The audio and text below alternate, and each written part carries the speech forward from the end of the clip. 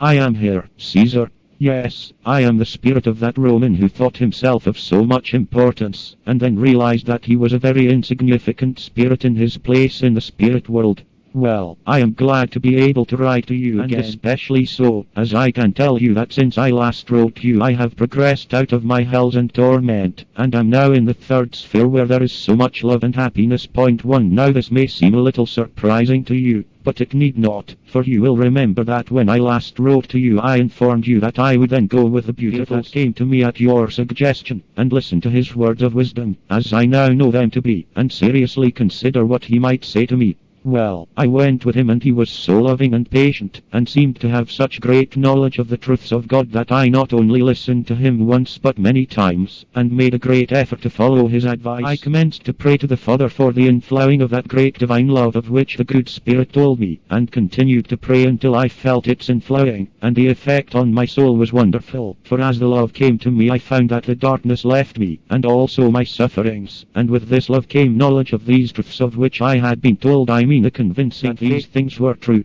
When I commenced to have this experience I continued to pray the harder, and all the longings of my soul and mind and of every part of me that could have a feeling or aspiration went from me, and I continued to pray without ceasing. As you may know, when on earth I was a very positive and striving person, and these characteristics I did when I became a spirit, notwithstanding that I remained so many centuries in a state of stagnation and helplessness, for during all this time I knew of no goal to which I could aspire, and of no peace that was better than the one in which I spent the long dreary years of my spirit life. But as soon as I found that there was a future condition of happiness, I entered with all the energies of my soul to seek for that happiness, and as I was told that my progress depended so very largely upon my own efforts, I permitted nothing to interfere with my strivings for the obtaining of this divine love, and thanks to the loving Father, I at last found relief from my torment and fullness of love that brought to me bliss and the companionship of beautiful and loving spirits.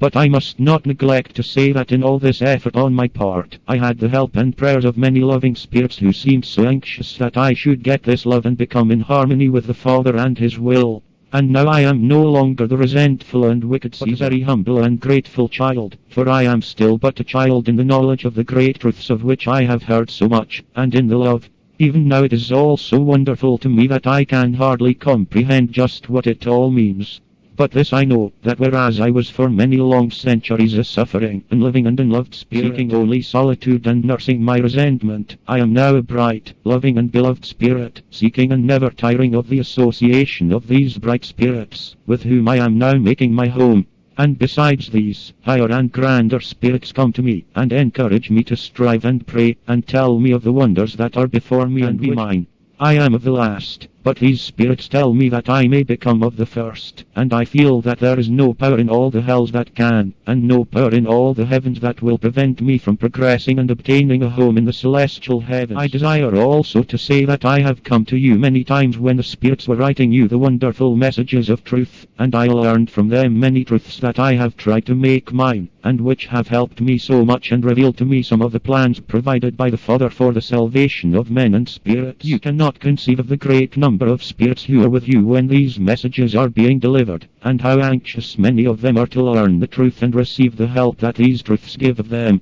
Many have found the light and happiness through the knowledge this conveyed to them, and further, through the help that these beautiful loving spirits give them. For it seems that whenever these spirits that are in darkness indicate a desire to learn the truth, these high spirits are always ready and anxious to teach and help and comfort the dark ones. I cannot explain to you how all this has not only astonished me, but caused me to regret that I let so many wasted years go by, without having sought the help of these, for many a time they would come to me with their proffers of help and advice, but I would shun them and turn from them, not believing that they could help me. What a great mistake, and how I paid the penalty of neglecting this way to salvation. And I wish further to say that as a fact, if I had not come to you, through curiosity more than anything else, I would not now be in the condition that I am, for it was only after you talked to me and told me of the way in which I could obtain relief, and brought me in rapport with these spirits and advised me to listen to them, did I think of the possibility of my being rescued or being able to find any relief from my then unhappy conditions, and so I must to you my gratitude for your kindness and, as you then told me, love for me.